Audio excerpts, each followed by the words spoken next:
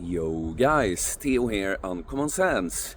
Let go of the woman you love. Of course, the message in this video will go for both sexes, but for whatever reason people click woman titles more. You will see if you open this channel, you see that all the most viewed videos contain the word woman in the title, even though many of them aren't really about women. That's just the angle to talk about something else. This also goes for letting go in general, but one of the toughest things to let go of is that person that you loved and never wanted to let go of, the thought you'd be with for the rest of your life, right? So there was this little bro, 18 years old, who wrote to me on Instagram and said, "Hey Coach Theo, I hope I can ask you about this. I cannot let go of my first love and it's affecting all my relationships." He basically described getting borderline panic attacks and anxiety from even seeing someone that looks like this girl. And he asked, how does one let go, if you don't mind me asking? And I absolutely do not mind. In fact, I'm greatly honored and almost get tears in my eyes that someone would come to me with a thing like this, because I have a lot of experience with this, okay? And I'm so happy. I would have needed to hear what I'm about to tell you right now. So the reason why it's so hard to let go, even when we want to, how do I let go? I want to let go, but how do I do it? It's because you want to let go, but you also want to hold on at the same time. And it creates all this conflict and tension and anxiety within you, right? And the reason that we want to hold on is that we do not want to face what it would mean if we admit that it is true, it is over. It will be slightly different things depending on your exact breakup situation, right? But things like, yeah, maybe I did fail. Maybe I could have done things differently and things would have worked out, but it didn't. Or sometimes you couldn't have done something, but then it's just a pain that this person that you do love, that it just couldn't happen. You want it, like, because so many things were good about it, and if only, you just do not want to face the pain of the loss. For whatever reason the loss happened, right, is that you do not want to face what it means if you admit it is true, it is over. Because then you're going to have to feel this immense pain and grief. Scary emotions to have to feel. You feel like you lose control, right? You try to control things by holding on. No, I want it to be my way, right?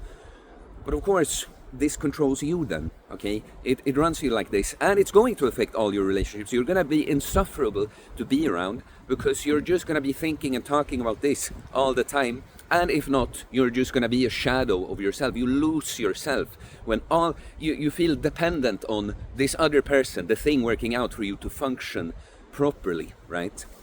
So letting go, it sounds like asshole-ish advice. It's like, you really gotta let go of her, man.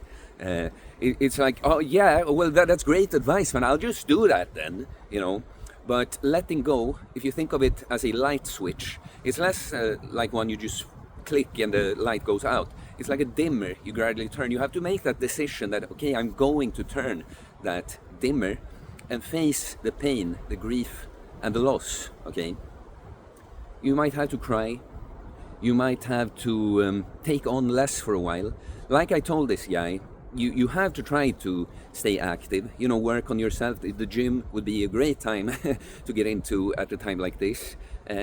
Try to have new experiences to kind of just overwrite that this is all that's going on in your mind. Like getting out of your head also, just not spending all this time with like going over and over and over and over the same fucking things again, But at the same time, you're gonna have to let yourself just hurt and just be, not just do, because then it becomes an escape. If there's two copes, like either just shutting down completely, doing nothing, or being overly active, escaping, having to feel it through that right? You have to find the middle ground of, I try to work on myself and move forward in life, but also allow myself take time and grieve. That's why we cry. That's why we feel sad. Grief, it's scary. It's scary to feel, but because it's an intense feeling, right? It overwhelms you like that. But all emotions serve a purpose. This is what stoicism is, right? It's not shutting down emotions, okay? That's the least stoic thing you can do. It's embracing them completely. And that's how you gain the most control. And when you're just like, you cry, you're emotional now, it's healing. That's how you release it, right? So let me tell you some personal stories about this. I've, in my adult life, been in 2 real relationships. Like, looking back, I guess there were a couple of other girls that someone could say it was my girlfriend, but only 2 relationships where it's like spoken, like, yes, we are boyfriend and girlfriend, right? And so the first girl, well, it was me that wanted out first, you know. Like, I felt like kind of trapped in that relationship. I also was so insecure still. I needed more validation from women. I felt like I needed to sleep with more girls because, for whatever reason, raising that number of girls I've slept with, that will make me feel worth something. You know, I'm looking for self-worth from the outside, right? But also, at that point, I guess the relationship just wasn't for me. I felt inhibited by it a lot, right? Too much, you know. We'd gotten way too comfortable. Both of us gained weight, and we didn't do anything productive. We just like eat crap, drink some alcohol, watch TV series, and have sex. That's pretty much our relationship, right? But so I want out, and there's more things to tell about that. Like, I have many stories. Like, I've been meaning to do this kind of content for a long time, but now I feel like I got an opening and that I've processed and realized enough to actually speak in a way where I feel like I truly, truly know what I'm talking about, right? Just get some audience here, get a little, you know, self-conscious almost. But let's move on. Like, so finally, yeah, there's more to say leading up to that point, but we broke up, right? And it was initiated by me mostly first. We had a sort of little break, but then it was like we kind of came to an agreement. But really, I was the, you know, it wouldn't have happened if I didn't push in that direction first. And so I get out of that relationship, and I sleep with a few. Like, at first I was so happy, by the way, when I came home and realized, like, I have the apartment for myself, you know, because I felt like I was so inhibited in just doing whatever I wanted at home. But so I have some experiences and sleep with some girls, and I think what made me realize that this was not really what I was looking for was when I slept with a girl that I felt like was super attractive, you know. Imagine just a very beautiful, typically Swedish looking girl. It's actually the sister of a, you know, former friend. It's not like I'm not like on bad terms with this guy, but I just haven't spent time with this guy in a long time. It was so unexpected to me that she was into me on like a party, and we slept with each other a few times after that. But realizing that this, yeah, other than the kick in the moment of that, this didn't make me feel any better about myself, you know. And that's when I thought, like, I've made a mistake, you know. It was her all along that I wanted. Now I tried to get her back, you know. But I've hurt her, okay? That's the thing when I'm telling you some things leading up to the breakup there. She doesn't trust me anymore. And, yeah, well, she doesn't let me be in a committed relationship with her anymore. So I get into now this toxic situationship when we will have sex every once in a while, but it's really all on her terms. And it's not just sex that I want, but I want to be in the relationship, right? And so now it's really painful for me because I know that she's doing whatever the hell she wants. She's meeting other guys, you know, stuff like that. And yeah, I try to convince her so much to be in a relationship with me again. That's something you should never do, by the way. You should never have to like prove, like, with some kind of arguments and grand gestures like that. No, you should just not have to. It's even selfish love, you know. See, look at all these things I'm doing for you. Like, you gotta take me back now, you know. But there came a point when it was too painful for me to be involved in this situation, and I had to put an end to it and like remove her on social media. And that, even though we weren't really, it was a toxic situation, but we were not really on bad terms like that. But I just had to remove her from my life like that. And, you know, that was a really dark time in my life. That was all I was thinking about constantly, you know. And what I did, I processed this a lot, but I didn't really fully let go. I'm gonna come to some more points about letting go in a bit. But what I would do, and I felt it was this pain I need to do, so I cannot escape it at all, you know. It does not work. I tried to sleep with other girls. I just felt worse. You know, after that kick, like I say, you're drinking or out, you go home with some girl. Next day I just wake up feeling worse, you know. But so what I did was I listened to this Michael Jackson song, you know, She's Out of My Life. And I don't know whether to laugh or cry. I don't know whether to live or die. And it cuts like a knife. She's out of my life. and I would cry and cry and cry. Man, I get emotional thinking about back to it, you know. But it helped let go of a lot. But that was the thing, why I couldn't fully let go. Why you cannot let go of a person, you know, it's because you're looking for something outside of yourself to be okay, to feel okay, you know. So I processed really a lot of the pain with her, but on some level I just felt like I lost the thing that would have made me happy, that would have made things all right, you know. Which looking back is so stupid, because I wanted out of the relationship, I thought I wanted to sleep with girls. Oh, that was it. Oh, I was sure it was her. I'm looking for everything I need from within. I need to love myself and validate myself from within, but I'm looking for something on the outside, right? And then you have my panic attack arc, right? That if you somehow found this video and haven't seen my other content, long story short, after being a, like, you know, hedonist, like just escaping life, sleeping with girls, partying, smoking weed, binge watching TV series, video games, you know, anything I study or work with, I have no passion for it just because I have to do something. I don't see any meaning in life. I numb myself with pleasure. And I had this moment when I started having chronic panic attacks, daily panic attacks. They were so brutal that I had to face them.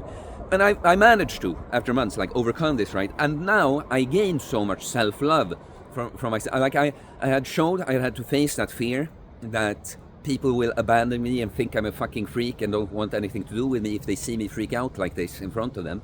I've proven that wrong over and over, and I gained the love for myself that I face this most intense fear, anxious feeling you could ever imagine over and over again, feeling as if I'm dying, and I managed to get out of it. And so I started loving myself, and after this, I had let go of her because I had processed the personal like pain for her.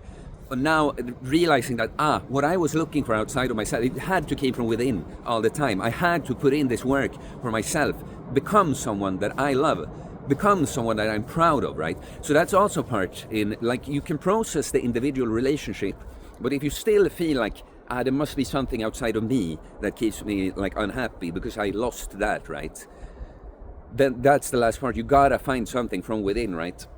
And then so I've been with this other girl that I mentioned in some videos, and I love her so much, and it's been an incredibly difficult and complex situation. And I'm sorry guys, you know, I'm extremely personal in my content for the benefit of you, because I see how much it helps when I just open up completely, all my vulnerabilities, everything, just let it out because you can relate to it. But I have to have some respect for my privacy and her privacy, right?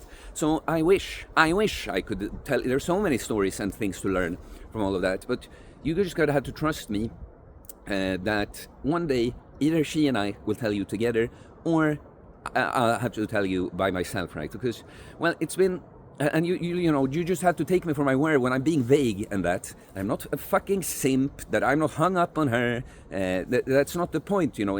It's been very difficult for me, guys, when I try to use that story without being too detailed and getting all the fucking assumptions and projections at me.